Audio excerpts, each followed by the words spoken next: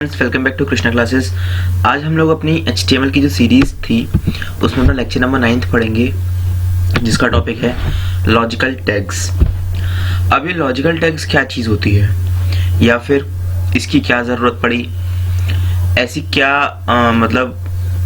क्या इम्पोर्टेंट चीज़ हो गई या फिर क्या ज़रूरत हो गई जिसकी वजह से लॉजिकल टैग्स को बनाया जाना पड़ा।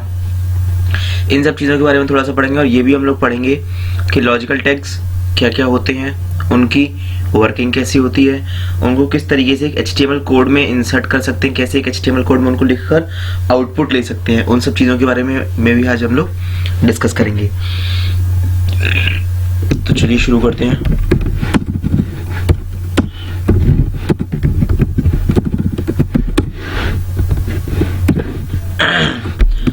Logical tags.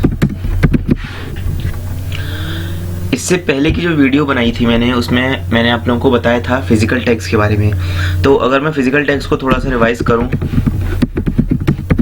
तो फिजिकल टैग्स क्या था। फिजिकल टैग्स वो टैग्स होते हैं जो किसी भी टेक्स्ट के अपीयरेंस पे अफेक्ट करते हैं, मतलब कि वो tags which affect the appearance of text. किसी भी टेक्स्ट के अपीयरेंस पे असर दिखाने वाले टैग्स को बोला जाता है फिजिकल टैग्स। क्लियर। अब बात आती है लॉजिकल की। फिजिकल टैग्स भी सेम काम करते हैं, लॉजिकल टैग्स भी काफ़ी हद तक सेम काम करते हैं। बहुत एक माइनर सा डिफरेंस होता है। इसके लिए मैं बताता हूँ। जैसे कि एक डेवलपर है, ठीक है, मतलब डेवलपर्स की एक टीम है एक कंपनी के अंदर।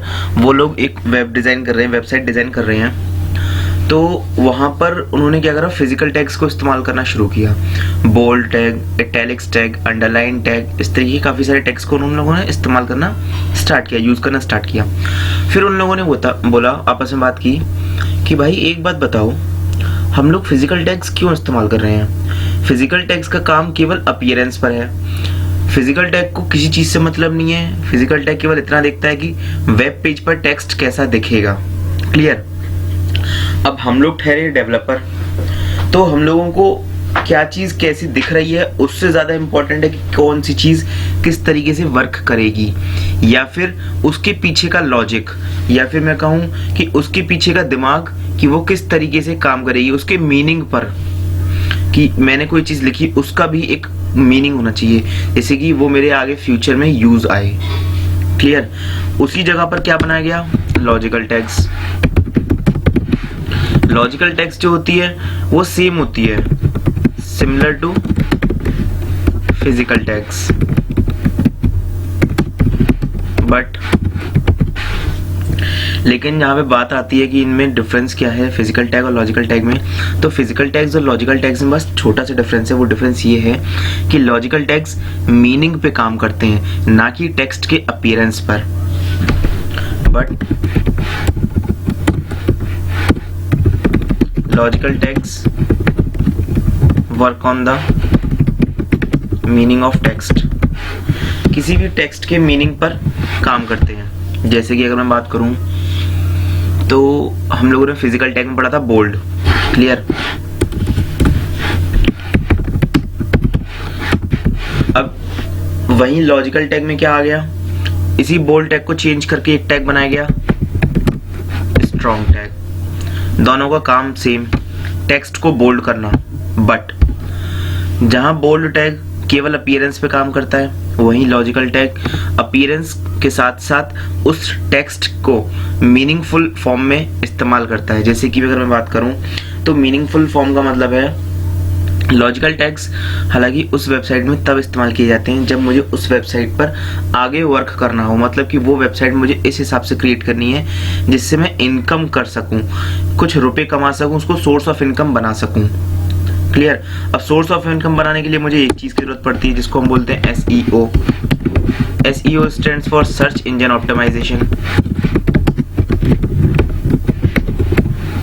अब इसके डिटेल में ज़्यादा नहीं जाऊंगा, बस इतना बता देता हूँ। जैसे आप लोग कोई चीज़ सर्च करते हो गूगल पर, तो पहले पेज पर, गूगल के पहले पेज पर जो आपको 10 लिंक दिखती हैं, 10 लिंक्स शो होती हैं, ओपन होती हैं, उन 10 लिंक्स में अपनी वेबसाइट को लाना ही SEO कहलाता है। मतलब कि अपनी वेबसाइट को रैंक में लाना, टॉप 1, टॉप 2, टॉप 3, टॉप 4 इन रैंक्स में लाना ही SEO कहलाता है। मैं कैसे भी कितनी भी मेहनत करूं, कुछ भी करूं, अगर मेरी वेबसाइट गूगल के पहले पेज पर शो नहीं हो रही है तो मेरी वेबसाइट बेकार है, वो किसी काम की नहीं होगी। दूसरे पेज पर, तीसरे पेज पर बहुत कम लोग जाते हैं, बहुत कम लोग, ठीक है। 1000 में से कोई एक बंदा ऐसा होगा जो दूसरे पेज पर चला जाए, क्योंकि पहले पेज पर उसके काम की सारी चीजें मिल जाती हैं, इतने लिंक्स मिल जाती हैं पहले पेज पर कि हाँ उसका काम हो जाएगा। उसके अलावा उसको दूसरे पेज पे जाने की जरूरत ही नहीं पड़ती, तो वो क्यों जाएगा। क्लियर। अब सर्च इंजन ऑप्टिमाइजेशन के बारे में अगर मैं एक चीज बताऊं, छोटी चीज, तो अगर आप लोगों ने लिखा गूगल पे सर्च किया best YouTube lecture for HTML, clear, आपने लिखा गूगल पे best YouTube lecture for HTML, अगर वहां पर मेरे चैनल का नाम नहीं आया, या फिर मैं कहूं कि जो पहला पेज शो होगा इतना सर्च करने पर और पहले पेज में 10 लिंक शो होंगी, वो 10 लिंक में से अगर कोई एक लिंक मेरे नाम की होगी, मेरे चैनल की होगी, जैसे अनिमेश गुप्ता नाम के चैनल की, तो वो केवल पॉसिबल है सर्च इंजन ऑप्टिमाइजेशन से, ठीक है। अब मेरे चैनल को उस पहले पेज पर लाने के लिए मुझे मेहनत करनी पड़ती है, उस मेहनत को करने के लिए मुझे HTML का भी सहारा लेना पड़ता है, और वो HTML का सहारा तभी पॉसिबल है जब मैं फिजिकल टैग्स का इस्तेमाल ना करके लॉजिकल टैग्स का इस्तेमाल करूं। क्यों? लॉजिकल टैग्स अपीयरेंस के साथ साथ, फिजिकल होने के साथ, फिजिकल टैग्स के वर्किंग के साथ साथ एक टेक्स्ट को अपना ही एक अलग मीनिंग देते हैं, जिससे कि वो सर्चिंग में, सर्च इंजन ऑप्टिमाइजेशन में मेरे लिए हेल्पफुल होता है। क्लियर। ये तो रही बहुत छोटी सी बात। मुझे नहीं पता आप लोग इस चीज से अवेयर हो या नहीं, आप लोगों को इसके बारे में पता है नहीं, लेकिन ये होती है, काफी बड़े लेवल पे की जाती है सर्च इंजन ऑप्टिमाइजेशन, SEO, ठीक है। अब बात करते हैं लॉजिकल टैग्स के टाइप्स की, या फिर कहूँ लॉजिकल टैग्स कितने तरीके के होते हैं। तो ये तो फिजिकल टैग और लॉजिकल टैग्स के बीच में डिफरेंस पड़ा। फिजिकल टैग केवल अपीयरेंस पे काम करता है और लॉजिकल टैग मीनिंग पे भी काम करता है। क्लियर। टाइप्स, तो पहला जो होता है वो होता है स्ट्रॉन्ग। स्ट्रॉन्ग टैग को हम लोग स्ट्रॉन्ग एम्फेसिस टैग भी बोलते हैं।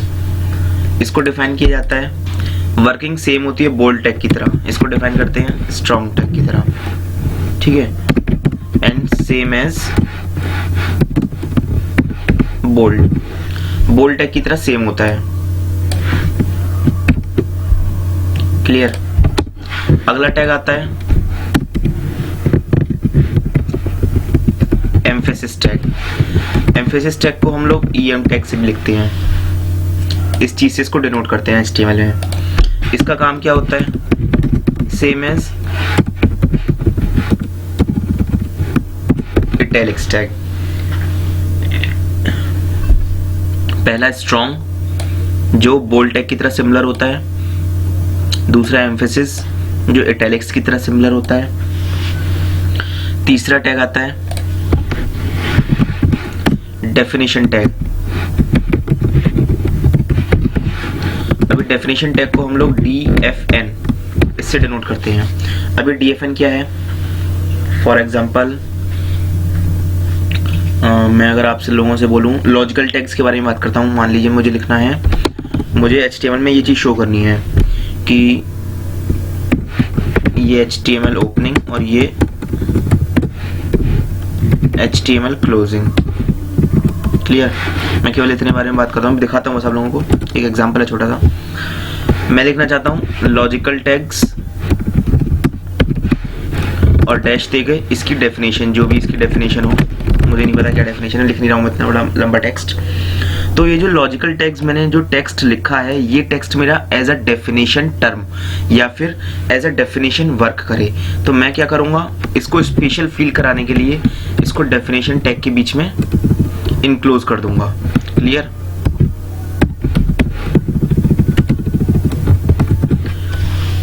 लॉजिकल टैग्स का जो मैंने टेक्स्ट लिखा, इसको डेफिनेशन टैग के अंदर इनक्लोज कर दिया, मतलब अब ये टेक्स्ट थोड़ा सा अलग अपीयर होकर आएगा, थोड़ा सा अलग अपीयर होकर आएगा। इसका मतलब कि ये टेक्स्ट बेसिकली हल्का सा इटैलिक्स फॉर्म में आएगा, हल्का सा इटैलिक्स फॉर्म में, ठीक है। ये कैसे होगा, मैं भी HTML का आप लोगों को एक कोड लिख के दिखाऊंगा, एग्जांपल दिखाऊंगा बकायदा, उसमें बिल्कुल क्लियर हो जाएगा। अभी फिलहाल इसको यहीं पे छोड़ देते हैं। तो डेफिनेशन टैग का काम होता है कि किसी भी टेक्स्ट को एज अ डेफिनेशन क्रिएट करना या फिर बताना कि वो एज अ डेफिनेशन यूज की जाने वाली है या फिर यूज हो रही है। क्लियर। चौथा टैग साइटेशन टैग या फिर साइटेशन टैग। साइटेशन टैग को हम लोग साइट टैग के नाम से भी जानते हैं। साइट टैग का जो काम होता है किसी भी टेक्स्ट को या तो कोट या साइटेशन के फॉर्म में डिफाइन करना, use to define as quotes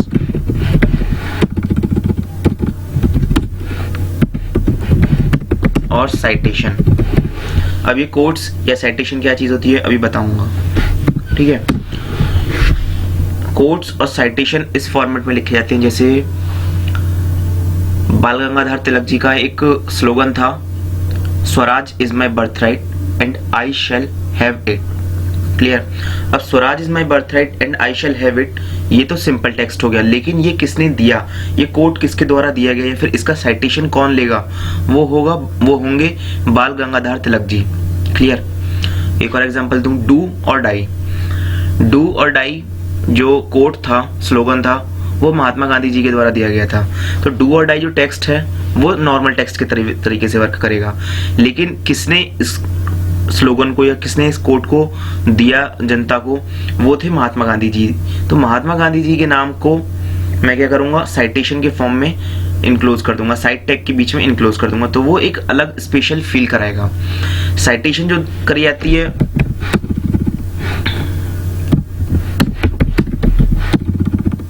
वो इटैलिक्स के फॉर्म में ही की जाती है। मतलब कि अगर साइटेशन के बीच, साइट टैग के बीच में मैं किसी भी टेक्स्ट को लिख देता हूं तो जो वेब ब्राउजर पे उसका डिस्प्ले होगा, जो दिखेगी इस तरीके से, वो इटैलिक्स के फॉर्म में होगी। हालांकि वो प्रॉपर ना तो इटैलिक्स है, ना एम्फेसिस है, ना डेफिनेशन है, वो एक साइटेशन टैग के अंदर लिखा हुआ टेक्स्ट है, बट जो दिखने का अपीयरेंस होगा, दिखने का तरीका होगा, वो इटैलिक्स में होगा। क्लियर। अगर मैं इसको और बोलूं तो it is used to define the title of a creative work. It is used to define title of a creative work. अब किसी भी क्रिएटिव वर्क के टाइटल को डिफाइन करने के लिए हम लोग साइटेशन टैग का इस्तेमाल करते हैं। अब क्रिएटिव वर्क क्या होता है, जैसे कि मैंने एक पोएम लिख दी, मैं एक कवि हूं, मैंने एक कविता लिख दी। अब ये कविता क्या हुई, एक क्रिएटिव वर्क हुआ। अब इस क्रिएटिव वर्क का जो टाइटल होगा, पोएम का जो टाइटल होगा, उस कविता का जो टाइटल होगा, शीर्षक, उस टाइटल को, उस शीर्षक को डिफाइन करने के लिए मैं साइटेशन टैग का इस्तेमाल करूंगा। क्लियर। ये पहला एग्जांपल। या फिर मैं कहूं मैंने कोई एक बुक पब्लिश कर दी। अब उस बुक का जो नेम होगा, बुक का जो टाइटल होगा, जो बुक के कवर पेज पे जो नाम छपा हुआ आता है किताब का, वो किताब का जो नाम किस तरीके से काम करेगा, एक साइटेशन के फॉर्म में, एक कोट के फॉर्म में, उसको मैं साइट टैग के अंदर लिखूंगा। या फिर मैंने कोई स्कल्पचर लिखा, कोई मैंने एक पेंटिंग ड्रॉ करी, या कुछ भी मैंने काम करा, बढ़िया काम करा, कोई एक टॉपिक पर आर्टिकल लिखा, या कोई एक नई चीज क्रिएट करी, तो वो मेरी तरफ से एक क्रिएटिव वर्क हो गया। ठीक है। अब उस क्रिएटिव वर्क का टाइटल साइटेशन टैग के साथ जाएगा। या फिर मैं कहूं उस क्रिएटिव वर्क को करने वाला जो उस क्रिएटिव वर्क को करने वाला है, बनाने वाला जो है बंदा, पर्सन, उसको भी हम लोग साइटेशन टैग में लिख सकते हैं। ठीक है। तो साइटेशन टैग, ये तो मैंने आप लोगों को अब तक डेफिनेशन बताई साइटेशन की, कि कहां साइटेशन को हम लोग इस्तेमाल करते हैं, कहां हम लोग साइटेशन को इस्तेमाल करते हैं। क्लियर। अब नेक्स्ट जो आएगा वो और ज्यादा मजेदार है।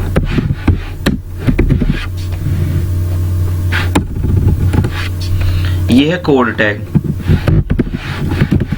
कोड टैग को मैं कोड के फॉर्म में लिखता हूं। कोड टैग को मैं तब इस्तेमाल करता हूं जब मुझे किसी भी टेक्स्ट के लिए ये बताना होता है कि हाँ, ये टेक्स्ट नॉर्मल टेक्स्ट की तरह से ना दिखे, बल्कि as a piece of computer code, मतलब कंप्यूटर प्रोग्राम के तौर पे दिखे।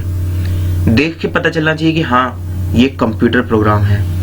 नॉर्मल टेक्स्ट में और कंप्यूटर प्रोग्राम में थोड़ा सा डिफरेंस होता है, और वो डिफरेंस इंग्लिश के वर्ड्स में नहीं होता, किसी चीज में नहीं होता, बस किस में होता है, देखने के नजरिए में, कि हम किस तरीके से देख रहे हैं। कोई एक चीज लिखी है, ठीक है, जैसे एक जगह HTML लिखा है और दूसरी जगह भी HTML लिखा है, दो जगह HTML लिखा हुआ है और एक जगह HTML लिखा है नॉर्मल टेक्स्ट, तो वो बन गया सिंपल HTML टेक्स्ट केवल, और एक जगह लिखा है HTML कोड टैग के बीच में, तो वो जो HTML शो होगा जो कोड टैग के बीच में लिखा है वो बन जाएगा कंप्यूटर प्रोग्राम के तौर पे या फिर कंप्यूटर कोड के तौर पे। Clear? Use to define a piece of computer code. Clear? 5 tags पढ़ेंगे हम लोग, स्ट्रॉन्ग, एम्फेसिस, डेफिनेशन, साइटेशन और लास्ट कोड। इन 5 टैग्स का एग्जांपल दिखाता हूं मैं आप लोगों को। चलिए एग्जांपल की तरफ चलते हैं।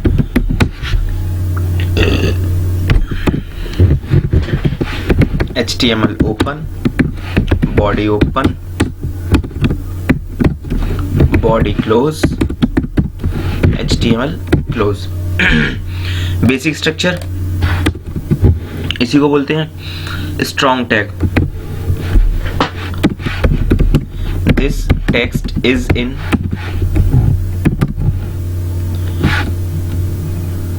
This text is made strong, या फिर हाँ स्ट्रॉन्ग एंड बोल्ड और बोल्ड। तो इसको तो मैंने लिख दूंगा स्ट्रॉन्ग टैग के अंदर,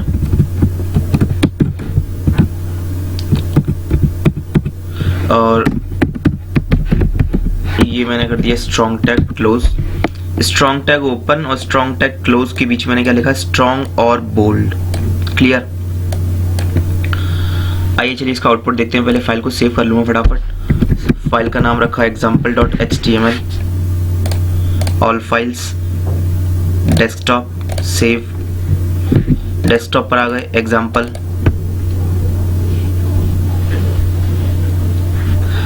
this text is made strong और बोल्ड।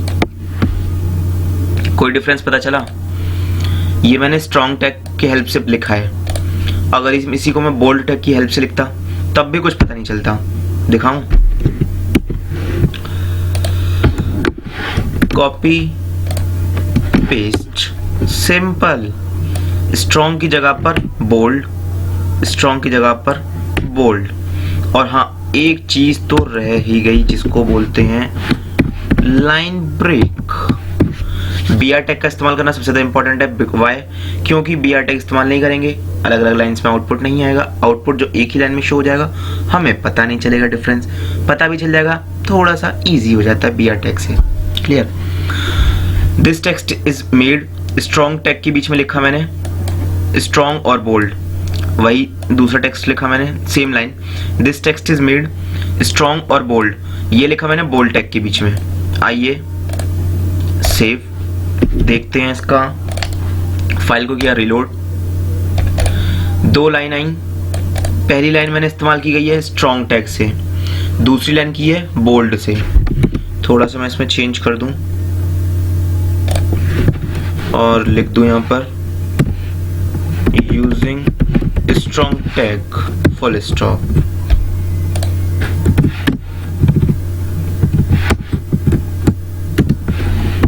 Using bold tag. ठीक है, अब मैंने क्या लिखा यहाँ पे, 2 lines. This text is made strong और bold using strong tag. This text is made strong और बोल्ड यूजिंग बोल्ड टैग। पहली लाइन स्ट्रॉन्ग टैग का इस्तेमाल करके, दूसरी लाइन बोल्ड टैग का इस्तेमाल करके। अब आप लोग मुझको ये देख के बताइए, क्या कहीं पर कोई डिफरेंस है? मैं आप ही लोगों से पूछता हूँ, मुझे तो पता है कोई डिफरेंस नहीं है, या फिर डिफरेंस कहाँ क्रिएट होगा मैं जानता हूँ, बट मैं आप लोगों से पूछता हूँ, क्या देखकर कुछ पता चल रहा है? मतलब अपीयरेंस में कुछ फर्क है? नहीं ना। पहला टैग लिखा मैंने स्ट्रॉन्ग टैग से, ये वाला, ये अपीयरेंस और मीनिंग दोनों पे काम करेगा, वहीं दूसरा केवल अपीयरेंस पे काम करेगा। अब मुझे सेम सेम वर्किंग के लिए, मतलब सेम फंक्शन के लिए दो चीजें मिल रही हैं, एक अपीयरेंस भी मिल रहा है, मीनिंग भी मिल रहा है। मतलब कि किसी भी टेक्स्ट को बोल्ड करने के लिए मैं लॉजिकल टैग लिखूं स्ट्रॉन्ग, तो उसमें मुझे दो चीज मिल जाएंगी, अपीयरेंस और उसके साथ साथ मीनिंग, मतलब एक के संग एक free, by one get one free. Clear? तो मैं क्यों बोल्ड टैग को इस्तेमाल करूंगा, मैं स्ट्रॉन्ग टैग नहीं इस्तेमाल करूंगा। सीधी सी बात है, कोई ज्यादा बड़ा लॉजिक नहीं है, सिंपल लॉजिक है। ठीक है, ये तो रहा स्ट्रॉन्ग। अब आते हैं हम लोग इटैलिक्स पर या और एम्फेसाइज पर। EM, this text is made emphasized.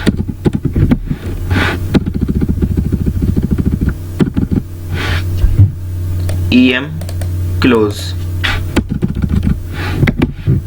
Clear? This text is made, इसको इटैलिक्स में लिखूंगा, यहां लिख देता हूं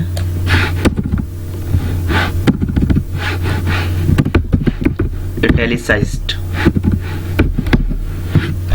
और आई क्लोज। दो टेक्स्ट लिखे मैंने अलग अलग, पहला एम्फेसाइज्ड के लिए, दूसरा इटैलिक्स के लिए। पहले में मैंने एम्फेसाइज इस्तेमाल किया है, दूसरे में इटैलिक्स इस्तेमाल किया है। दोनों टैग्स का इस्तेमाल करके मैं इसलिए दिखा रहा हूँ आप लोगों को, ताकि आप लोगों को देख के ये पता चल जाए कि हाँ, अपीयरेंस में कोई फर्क नहीं होता। फर्क केवल कहाँ होता है कि लॉजिकल टैग में अपीयरेंस और मीनिंग दोनों मिलते हैं, वहीं केवल फिजिकल टैग में हम लोगों को अपीयरेंस मिलता है, मीनिंग का तो कोई नामो निशान नहीं है। क्लियर? फाइल को करता हूँ सेव,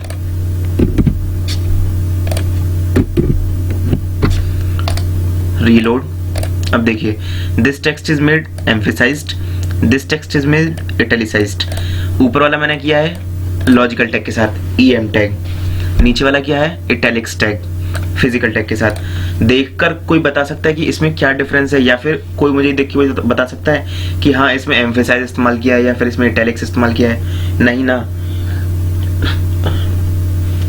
तो जब देख के कोई पता नहीं कर पा रहा है, दोनों के काम करने का तरीका एक ही है, दोनों ही टैग्स टेक्स्ट को इटैलिसाइज कर रहे हैं, थोड़ा सा टिल्ट कर रहे हैं, टेढ़ा कर रहे हैं, तो क्यों ना मैं एम्फेसाइज को इस्तेमाल करूं।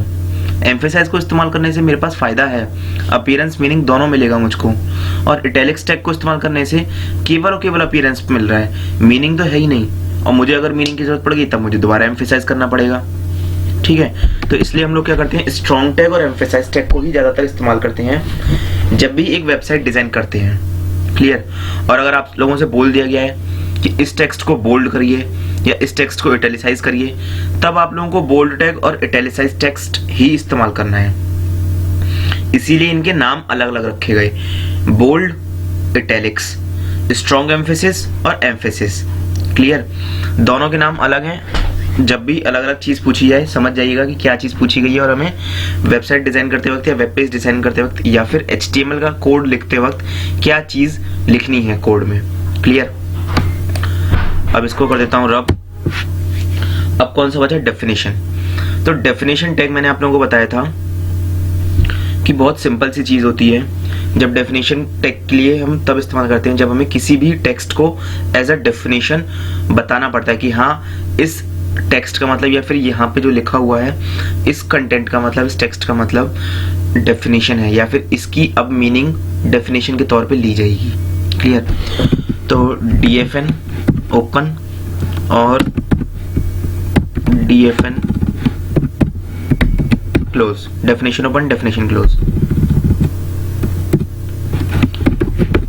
लॉजिकल टैग्स,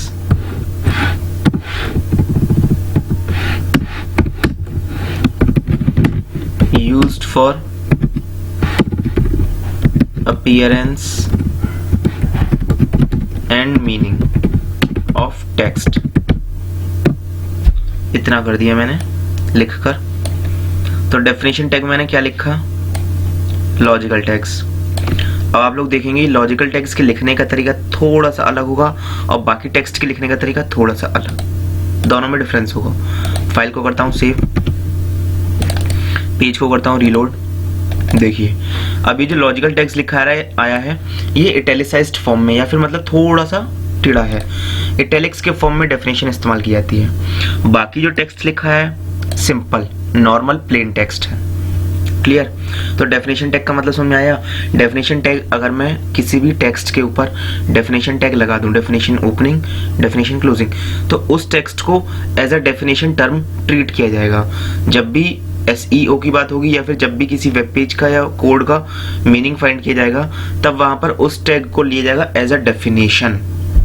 ठीक है, ये सब चीजें हालांकि छोटे लेवल पर देखी जाए 10th 12th लेवल पर तो इतना मैटर नहीं करती, लेकिन कुछ स्टूडेंट्स ऐसे होते हैं जो ग्रेजुएशन लेवल पे होते हैं या फिर बीटेक में होते हैं, BCA कर रहे होते हैं या फिर MCA कर रहे होते हैं या BSc कंप्यूटर साइंस, जो भी अपना कोर्स कर रहे होते हैं। तो जब वो वेबसाइट डिजाइनिंग में जाते हैं या फिर अपनी जॉब के लिए प्रिपरेशन कर रहे होते हैं, तो जब वो वेबसाइट डिजाइनिंग में जाते हैं तो वहाँ इन चीज़ों का इस्तेमाल करना पड़ता है।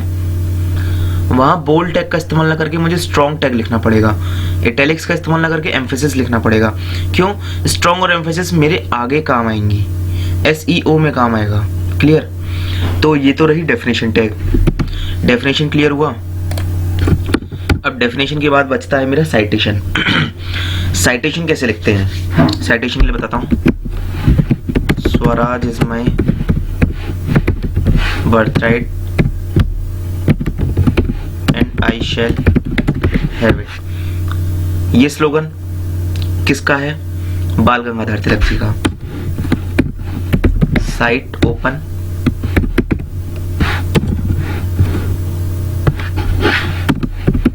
बाल गंगाधर तिलक जी। Cite close.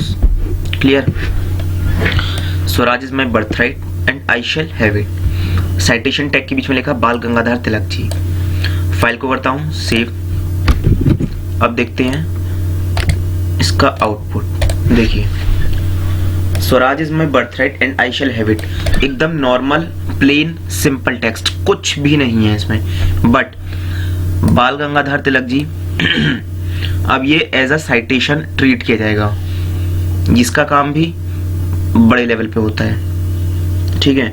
अगर आप लोग छोटे लेवल पे मुझसे पूछेंगे 10th 12th के स्टूडेंट कि सर आपने बताया साइटेशन ये भी इटैलिक्स करता है, डेफिनेशन ये भी इटैलिक्स करता है, एम्फेसिस ये भी इटैलिक्स करता है, और इटैलिक्स टैग तो इटैलिक्स करता ही करता है। तो इन 4 टैग्स को अलग अलग तरीके से इस्तेमाल करने का फायदा दिख नहीं रहा है बट है। क्यों? लॉजिकल टैग पढ़ रहे हैं हम लोग। लॉजिकल टैग अपीयरेंस पे ना ध्यान देकर मीनिंग पर ध्यान देता है। इसके पीछे जो इसका मीनिंग छिपा है उस पर गौर कीजिए, उसको देखने की कोशिश कीजिए कि इस टैग का, अब ये जो टेक्स्ट लिखा है बाल गंगाधर तिलक जी, अब ये कोई नॉर्मल टेक्स्ट नहीं है, अब ये एज अ साइटेशन वर्क करा जाएगा।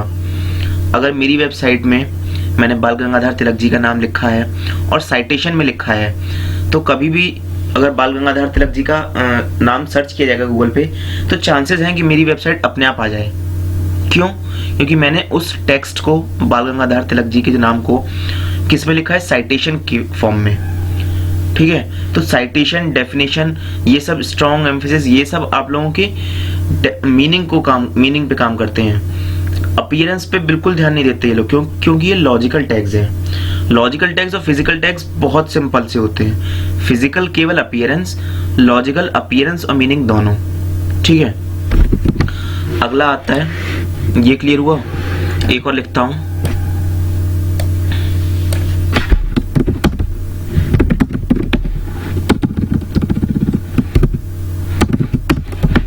Train to Pakistan by cite open. किसने लिखी थी ये? खुशवंत सिंह जी ने।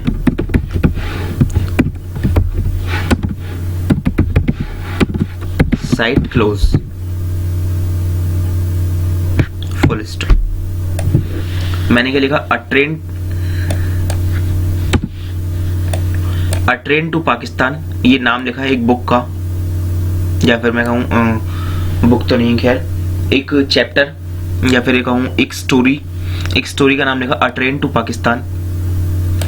किसके द्वारा लिखी गई? खुशवंत सिंह जी के द्वारा। तो अब ये किस तरीके से शो होगा? ये भी सेम तरीका है। फाइल को कर दिया सेव, पेज को करते हैं reload. A train to Pakistan by Khushwant Singh. Clear. ठीक है। वहीं अगर मैं दूसरा लिखूं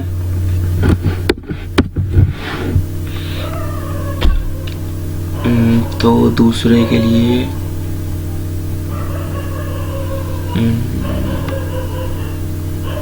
मुझको तो नाम भी याद नहीं आ रहा कुछ।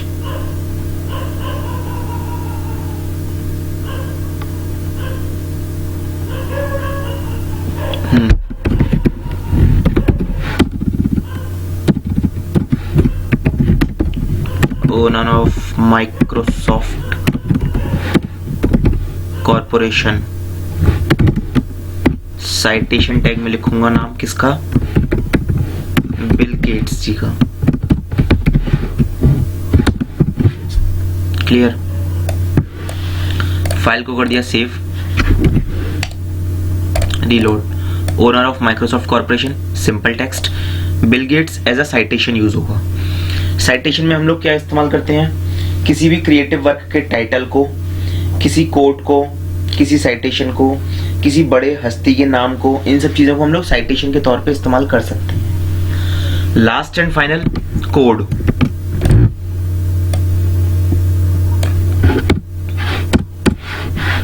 ठीक है। अब देखिए कोड क्या होता है और कैसे वर्क करता है मैं बताता हूं। मैंने लिखा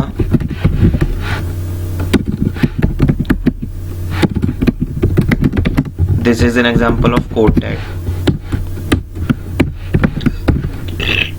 सिंपल टेक्स्ट है ये। अब लिखता हूं कोड टैग के बीच में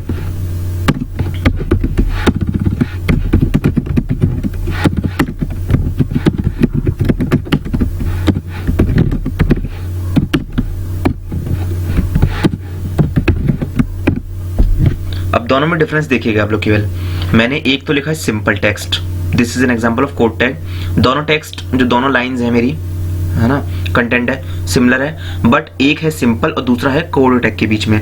तो दोनों में डिफरेंस आप लोगों को पता चल जाएगा देखकर कि हाँ कैसे इनमें डिफरेंस पता करा जाता है। Reload. This is an example of code tag, बिल्कुल सिंपल। जूम कर देता हूं मैं। ये तो है this is an example of code tag, बिल्कुल सिंपल। वहीं दूसरा लिखा this is an example of code tag. अब देख के क्या पता चल रहा है कि नीचे जो लिखी गई लाइन है, सेकंड लाइन, ये हाँ सच में कंप्यूटर प्रोग्राम के तौर पर दिख रही है, अपीयर हो रही है। ठीक है। अब कोड टैग के बीच में आप लोग जो कुछ भी लिखेंगे वो आपका as a piece of computer code या as a piece of computer program treat किया जाएगा। मतलब कि उसको कंप्यूटर कोड के तौर पर डिस्प्ले किया जाएगा और पीछे बैकग्राउंड में उसको कंप्यूटर कोड के तौर पर ही माना जाएगा। अगर कभी मुझसे सर्च इंजन के थ्रू इस चीज के बारे में सर्च किया गया कि इसको सर्च करिए कि क्या क्या चीज कोड टैग के बीच में लिखी गई है, तो हो सकता है मेरी वेबसाइट भी सर्च में आ जाए। ये सब चीजें मीनिंग पे वर्क करती हैं। ठीक है। देखिए this is an example of code tag, simple text. This is an example of code tag. ये लिखा आ रहा है किसमें, नॉर्मल टेक्स्ट से थोड़ा सा अलग, कंप्यूटर के फॉर्मेट में। ऐसा लग रहा है कि हाँ ये सच में कंप्यूटर जैसी फॉन्ट है, इसका कंप्यूटर जैसा स्टाइल है। ठीक है। तो ये तो रहे फिलहाल आज के 5 टैग्स। इन 5 टैग्स में हम लोगों ने किस किस चीज के बारे में पढ़ा था। पहला तो पढ़ा हमने स्ट्रॉन्ग एम्फेसिस टैग, फिर पढ़ा हम लोगों ने एम्फेसिस टैग, फिर पढ़ा हम लोगों ने डेफिनेशन टैग, फिर पढ़ा हम लोगों ने साइटेशन टैग, और फिर लास्ट में हम लोगों ने पढ़ा code tag. Strong emphasis tag किस में लिखते हैं, स्ट्रॉन्ग के फॉर्म में। इसको किस तरीके से डिनोट करते हैं, ईएम एम्फेसिस, इसको डीएफएन, इसको साइट, और लास्ट कोड को कोड के तौर पे। क्लियर। सारे के सारे कंटेनर एलिमेंट्स ओपन भी होंगे, क्लोज भी होंगे, इनका ऑफ और ऑन एंड ऑफ दोनों टैग्स मिलेंगे। ठीक है। तो आज की वीडियो में हम लोग इतना ही रखते हैं। आई होप आप लोगों को ये वीडियो पसंद आई होगी, समझ में आई होगी। फिजिकल टैग्स, लॉजिकल टैग्स में थोड़ा बहुत डिफरेंस पता चला होगा। अगर आप लोग HTML में नए हैं बिगिनर लेवल पर हैं तो हो सकता है आप लोगों के लिए ये वीडियो थोड़ी सी बोरिंग रही हो, आप लोगों को ऐसा लगेगा कि हाँ ये वीडियो में कोई ज़्यादा खास नहीं है, इन टैग्स के बारे में हम लोग पहले भी पढ़ चुके हैं, बट ऐसा नहीं है। ये टैग्स सच में इम्पोर्टेंट है, बिगिनर लेवल पे हैं तो आप लोगों को तो स्पेशल ध्यान देना चाहिए। क्यों? इन्हीं टैग्स से आप लोग अलग बनते हैं। एक नॉर्मल जो प्रोग्रामर होता है उस प्रोग्रामर में और दूसरे प्रोग्रामर में, अच्छे प्रोग्रामर में, गुड प्रोग्रामर में यही डिफरेंस होता है। क्या? कि वो किस टैग को किस तरीके से इस्तेमाल करता है। बोल्ड, इटैलिक्स ये तो 10th के बच्चे भी कर लेते हैं, बट उन बोल्ड इटैलिक्स की आप स्ट्रॉन्ग एम्फेसिस इन टैग्स का इस्तेमाल करना एक प्रोफेशनल बंदा करता है। सो बी अ प्रोफेशनल। जब भी कंप्यूटर की बात चलेगी हम लोगों को एक प्रोफेशनल के तौर पे सोचना है, प्रोफेशनल के तौर पे वर्क करना है, अपने अंदर एक प्रोफेशनलिज्म लाना चाहिए किसी भी काम को करें आप लोग, ठीक है। अगर आप लोग इस चैनल पर नए हैं, चैनल को सब्सक्राइब कीजिए, वीडियो को लाइक कीजिए ज़्यादा से ज़्यादा, ताकि मैं आप लोगों से और इनकरेज होता रहूं कि नई नई वीडियोस और अच्छे से और जल्दी जल्दी बनाऊं। वीडियो पसंद आई कमेंट कीजिए, नहीं आई कमेंट कीजिए, कुछ पार्ट बुरा लगा, कोई पार्ट ऐसा जो समझ में नहीं आया तब भी कमेंट करके मुझे बताइए, ताकि मैं उस पार्ट को और अच्छे से एक्सप्लेन कर पाऊँ या फिर बता पाऊँ कि हाँ इस पार्ट में ये मुझसे कमी रह गई या फिर इस पार्ट को इस तरीके से समझना है, ठीक है। इसके साथ साथ आप अपने सीनियर्स, जूनियर्स, कलीग्स, बैचमेट्स, भाई बहन जिसके साथ भी वीडियो शेयर करना चाहते हैं, आपको लगता है कि ये हमारे साथ साथ उनका भी फायदा हो सकता है, so go ahead, share it. Clear? आज की वीडियो में हम लोग इतना ही रखते हैं। Thank you students.